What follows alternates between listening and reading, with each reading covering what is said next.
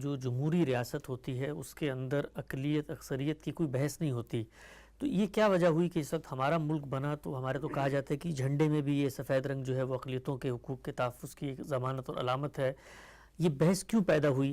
عقل یہ کہتی ہے کہ جس وقت ایک طبقے کو اقتدار حاصل ہو، اگر مسلمان اکثریت ہے، ان کو پاور ہیں، تو جو پاور میں ہوتا ہے ظاہری بات ہے اس نے جو وہ لوگ جو مائنورٹی میں ہیں، کم تعداد میں ہیں، ان کے حقوق کے تحفظ کا دلاسا یقین ان کو دلایا جاتا ہے۔ تو کہیں نہ کہیں اکثریت اور اقلیت کی بحث جمہوری ریاستوں کے اندر بھی آپ پیدا ہو جاتی ہے، اس لیے کہ جو اقلیت ہوتی ہے وہ کبھی بھی اقتدار تک نہیں پہنچ سکتی اس طرح سے۔ یہ بالکل ٹھیک ہے، یعنی جب بھی آپ کسی قوم کا جائزہ لیں گے تو اس میں یہ مسئلہ پیدا ہو جائے گا کہ وہاں کیا ایک مذہب کے لوگ اگر اکثریت رکھتے ہیں تو وہ مذہب سے بالا تر ہو کر نمائندے منتخب کرنے کے لیے تیار ہیں، یعنی کیا فی الواقع یہ صورت پیدا ہو گئی ہے، یا مثال کے طور پر کسی خاص نسل سے تعلق رکھتے ہیں تو اس سے بالا تر ہو کر نمائندے منتخب کرنے کے لیے تیار ہیں۔ بالعموم مشرقی ملکوں میں یہ صورت نہیں ہے، لیکن مغربی ملکوں میں یہ صورت بن چکی ہے، بالکل ایسے ہی، یعنی وہ ایک لمبا سفر طے کر چکے ہیں۔ یہ دیکھا ہے آپ نے کہ لندن جیسے شہر میں ایک پاکستانی میئر منتخب، برطانیہ کا وزیر اعظم ہندو، برطانیہ کا وزیر اعظم ایک ہندو منتخب ہو گیا۔ اسی طریقے سے ہم نے دیکھا اسکاٹ لینڈ میں مسلمان منتخب ایک مسلمان منتخب ہو گیا۔ یہی صورتحال کم و بیش امریکہ میں بنتی جا رہی ہے، لیکن بعض جگہوں پر یہ ضروری نہیں ہے کہ ایسا ہو۔ مثلا یورپ کے بہت سے ملکوں میں ابھی معاملات کی یہ نوعیت نہیں ہے کہ وہاں ایسا ہو جائے۔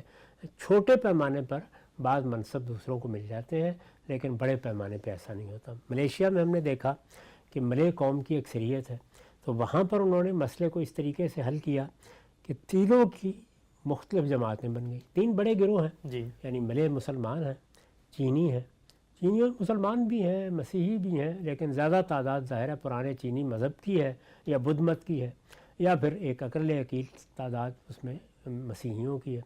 ہندو بھی موجود ہیں، ان کی بھی ایک کافی بڑی تعداد ہے۔ تو انہوں نے اپنی اپنی سیاسی جماعتیں بنا لی اور پھر ان سیاسی جماعتوں کا انہوں نے ایک متحدہ محاذ بنا لیا، تو وہاں انہوں نے یہ طریقہ اختیار کر لیا، اس میں پھر نمائندگی ہو جاتی ہے۔ جب ایک متحدہ محاذ بن گیا تو جس کو بھی کھڑا کر دیا جائے گا پھر وہ سب کا نمائندہ ہوگا۔ تو یہ ایک سفر ہے جو کوئی بھی معاشرہ طے کرتا ہے، یعنی لوگ کب اتنے بلند ہو جائیں گے کہ وہ ریاست کے اور سیاست کے معاملات کو مذہبی حوالے سے، رنگ و نسل کے حوالے سے نہ دیکھیں، بلکہ اس کو ریاست کے نظم کی بہتری کے لحاظ سے دیکھیں۔ یہ چیز ظاہر ہے کہ اتنی آسانی سے حاصل نہیں ہوتی۔ تو پاکستان میں تو معاملے کی نوعیت یہ تھی کہ ابتدا ہی سے ایک بڑی بحث پیدا ہو گئی، چونکہ یہ مذہب کی بنیاد پر الگ ہوا تھا، یعنی مذہب کو قومیت کی بنیاد بنایا گیا تھا، مسلم قومیت کی بنیاد پر، یعنی یہ نہیں کہ فلاں نسل کے لوگ الگ اپنا علاقہ مذہب وجہ بنی ہے۔ جیسے مثال کے طور پر کشمیری اپنی ایک الگ ریاست مانگ رہے ہیں یا تامل اپنی ایک الگ ریاست مانگ رہے ہیں، تو یہاں صورت یہ تھی کہ مسلمان اپنی ایک الگ ریاست مانگ رہے ہیں، تو اس وجہ سے مسلمان اکثریت تھی۔ پھر یہ کہ جو اس کے لیے موومنٹ چلی، تحریک اٹھی، اس تحریک میں بھی مذہبی ریاست، اس طرح کے بہت سے تصورات کا غلبہ ہوا۔ مسلمانوں کی بہت بڑی اکثریت تھی تو ان کے اندر یہ خواہش پیدا ہوئی کہ ان کی عظمت رفتہ کی بازیافت کی بھی ایک صورت نکلی ہے۔ ان کو ایک نیا ملک ملا ہے تو اس میں وہ گویا اپنے ہاں جو تسلسل ختم کر دیا تھا استعمار میں، اس کے انقطاع کو دور کریں گے۔ تو اس طرح کے بہت سے جذبات مل گئے، تو پہلے دن سے ہی مذہبی ریاست اور قومی ریاست کی بحث شروع ہو گئی۔ یہ بحث بڑی آسانی کے ساتھ طے کی جا سکتی تھی اگر مذہب کے معاملے میں بھی ہم مذہبی فکر کے معاملے میں، ظاہر ہے کہ مذہب تو ان سب چیزوں سے بالا تر ہے، مذہبی فکر کی ریکنسٹرکشن سے یا تشکیل جدید سے گزر گئے ہوتے، جیسے کہ علامہ اقبال نے اس کی بنا ڈال دی تھی۔ اس کے بعد بہت سے معاملات حل ہو جاتے لیکن وہ نہیں ہوئے۔ چنانچہ ہمارے ہاں یہ بحث نہ صرف یہ کہ پہلے دن سے پیدا ہو گئی، بلکہ قرارداد مقاصد کے منظور ہونے کے بعد یہ معلوم ہے کہ بعض لوگوں نے ہجرت کر لی، وہ ملک چھوڑ کے چلے گئے جو اقلیتوں سے تعلق رکھتے تھے، اور بعد میں بھی پھر بہت سے حوادث ہوتے رہے یہاں، جس کے نتیجے میں مشرقی پاکستان کی بھی علیحدگی ہو گئی۔ تو ہم اس مسئلے میں ایک خاص مرحلے سے گزر رہے ہیں، اور کہا جا سکتا ہے کہ آہستہ آہستہ شاید اس میں بھی تنقیح ہو کہ ہم کسی واضح قدر کو اختیار کر لیں گے، تو ہم ابھی مسائل موجود۔ ایک نقطہ واضح ہو گیا۔ اچھا خان صاحب، ایک عملی مشکل کا حل بیان فرمائیے گا۔ ایک ملک میں مثال کے طور پہ ایک مذہب کے ماننے والوں کی اکثریت ہے، جیسے کہ پاکستان ہے، وہاں مسلمان ہیں، اب اسلام زندگی کے بارے میں کچھ ہدایات دیتا ہے، کوئی غیر مسلم اقلیت اٹھ کے کہتی ہے کہ جی یہ جو ہدایت آپ کی ہے، مثال کے طور پہ آپ کے نزدیک زنا ایک بہت بڑا گناہ ہے، جرم ہے، لیکن میں تو مثال کے طور پہ ملحد ہوں، میں تو مانتے ہی نہیں ہوں اس سب کو، تو میں تو زنا کو جرم نہیں مانتا. تو اب اس اکثریت کے ملک میں اکثریت کے حقوق کا، ان کی نسلوں کا، ان کے نظریات آدرش کا تحفظ کیسے ہوگا؟ اس لیے کہ اقلیت اٹھ کے اس پورے نظام کو ہی چیلنج کر دے گی جو اکثریت کے ایک بڑی مقدس اور بڑی حرمت کی چیز رکھتا ہے. تو اس صورتحال کے اندر پھر ریاست کیا کرے گی؟ یہ کوئی چیز نہیں. دیکھیے مسلمانوں کو اس طرح کے مسائل پیش آئے، یعنی جب ان کی بڑی سلطنتیں قائم ہو گئیں تو ان کی اپنی ریاست میں دوسرے مذاہب کے لوگ موجود تھے، مجوس موجود تھے، اہل کتاب موجود تھے، مسیحی موجود تھے. اب مسیحیوں کے ساتھ دیکھیے بہت سی حرمت حلت کی چیزوں کے بارے میں یہ معاملہ تھا. یعنی وہ سور کھاتے ہیں، ہمارے ہاں وہ حرام مطلق سمجھا جاتا ہے. شراب پیتے ہیں، ہمارے ہاں وہ رجسم من عمل الشیطان سمجھی جاتی ہے. تو اس طرح کے جتنے معاملات ہیں ان کو مل بیٹھ کے طے کر لیا جاتا ہے.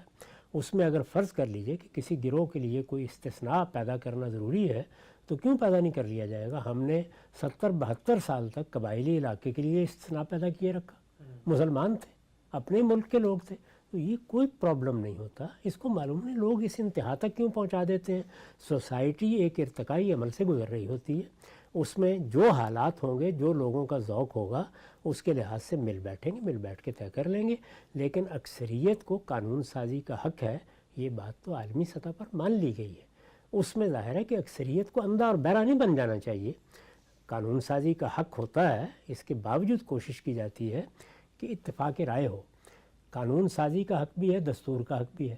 لیکن ہم نے جب دستور بنایا 73 کا تو آپ دیکھیں اتفاق رائے حاصل کرنے کے لیے کئی مہینے لگے. اسی طرح آپ نے دیکھا ہوگا کہ یہاں پہ 18ویں ترمیم کے لیے کیسے اتفاق رائے حاصل کیا گیا. تو کسی ملک میں جب آپ رہتے ہیں، اس کا نظم چلا رہے ہوتے ہیں، تو یہاں کیا اکثریت کا وظیفہ پڑا جاتا ہے؟ یعنی اکثریت کا کام بھی یہ ہے کہ وہ جو اقلیتیں موجود ہیں ان کو اگر آپ کے کسی قانون سے، آپ کے کسی عمل سے، آپ کے کسی اقدام سے اختلاف ہے یا کوئی نقصان پہنچ رہا ہے تو بیٹھ کے اس کو طے کر لیں. اس کے درمیان میں مستثنیات بھی ہوتی ہیں، اس کے درمیان میں بہت سے معاملات جو ہیں ان میں نئی قانون سازی بھی کی جا سکتی ہے. اس میں اسلام مانے نہیں ہوتا. آپ نے یہ بات متعدد دفعہ فرمائی ہے کہ جمہوری معاشرے کے اندر اکثریت اور اقلیت کی بحث پیدا ہی نہیں ہوتی، چونکہ سب مساوی حقوق رکھتے ہیں، سب اس مملکت، اس خطے کی جو بنیادی شناخت ہے اس میں کھڑے ہوتے ہیں. کہا جاتا ہے کہ امریکہ جیسے ملک میں بھی جو بنیادی اسی جمہوری اقدار پر کھڑا ہوا ملک ہے اور جہاں اقلیت اکثریت کی بحث نہیں ہوتی، وہاں بھی تو یہ کہا جاتا ہے نا کہ اگر آپ امریکی ریاست کے اندر پیدا نہیں ہوئے ہیں اور آپ بھلے اس کے شہری بن گئے ہیں تو آپ اس کے سربراہ مملکت نہیں بن سکتے. اگر امریکہ یہ شرط عائد کرتا ہے کہ سربراہ مملکت کے لیے امریکہ میں پیدا ہونا ضروری ہے، بعد میں آگے جو شہری بن جاتے ہیں وہ صدر نہیں بن سکتے، تو پھر ہم پاکستان میں شرط کیوں نہیں رکھ سکتے کہ جی پاکستان کا حکمران تو صرف اور صرف مسلمان ہو سکتا ہے؟ آخر انہوں نے بھی تو جمہوری ریاست ہونے کے باوجود اتنی کڑی شرط عائد کر دی. دیکھیے بات یہ ہے کہ یہ جتنی اس طرح کی شرائط ہیں یہ سب زیر بحث رہتی ہیں. دنیا میں کوئی چیز بھی آخری درجے میں حاصل نہیں ہو جاتی. جب یہ کہا جاتا ہے کہ قومی ریاست میں سب برابر کے شہری ہیں اور برابر کے شہریوں کی حیثیت سے ان کے ساتھ معاملہ کرنا چاہیے، تو یہ ایک آدرش ہے، یہ ایک اچھا نصب العین ہے. کیا دنیا کے اندر جمہوریت کو مان لینے کے بعد لوگوں کو بالغ رائے دہی کا حق پہلے دن مل گیا تھا؟ اس کے لیے بڑا سفر طے کرنا پڑا ہے. بعض قومیں اپنے حالات کے لحاظ سے ووٹ کا حق دینے میں صدیوں متردد رہتی ہیں. برسوں تک یہ بحث ہوتی رہتی کہ عورتوں کو ملنا چاہیے یا نہیں. جائیداد اگر نہیں ہے تو آپ کے پاس ووٹ کا حق نہیں ہے. تو یہ ساری چیزیں ایسے ہی ہوتی ہیں. ہو سکتا ہے امریکہ میں یہ بات بھی کچھ دیر کے بعد زیر بحث آ جائے اور یہاں کے لوگ بھی یہ طے کر لیں کہ اب ہم یہ شرط اٹھا لے ہیں. تو شرطیں لگتی بھی رہتی ہیں، اٹھتی بھی رہتی ہیں. اصل چیز یہ ہے کہ ان کا جائزہ لیتے رہنا چاہیے وہ کیوں لگائی گئی ہیں. ہمارے ہاں مسلمانوں کی بہت بڑی اکثریت ہے، میرے نزدیک اس شرط کی کوئی ضرورت ہی نہیں تھی. مسلمانوں کا اعتماد اگر حاصل ہے تو جو آدمی بھی سربراہ بنے گا وہ قانون کے مطابق معاملات چلائے گا.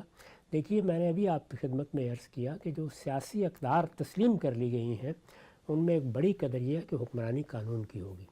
جس وقت آپ قانون کی حکمرانی کا تصور پیدا کر لیتے ہیں تو یہ چیز پھر کوئی اہمیت نہیں رکھتی کہ سربراہ مملکت کون ہے.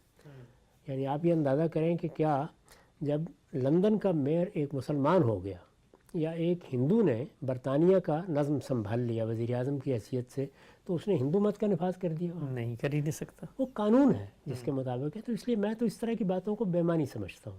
میرے نزدیک اگر امریکہ میں بھی یہ شرط لگی ہوئی ہے تو اس کو بھی ختم ہو جانا ہے. اس طرح کے شرائط باقی نہیں رہتے، نہ رہنے چاہیے. تاہم انسانوں کا یہ عمل کہ وہ کب کس جگہ پر پہنچیں گے یہ ایک دن میں نہیں ہوتا. اور ہمارے دین نے ہمیں یہی سمجھایا ہے کہ سیاسی اور سماجی معاملات میں آئیڈیلسٹ نہیں ہونا چاہیے. اس میں تدریج کے ساتھ انسانی ذہن اپنے عرف کو تبدیل کرتا ہے اور قانون سازی ہمیشہ پہلے عرف وجود میں آتا ہے، اس کی بنیاد پر ہونی چاہیے.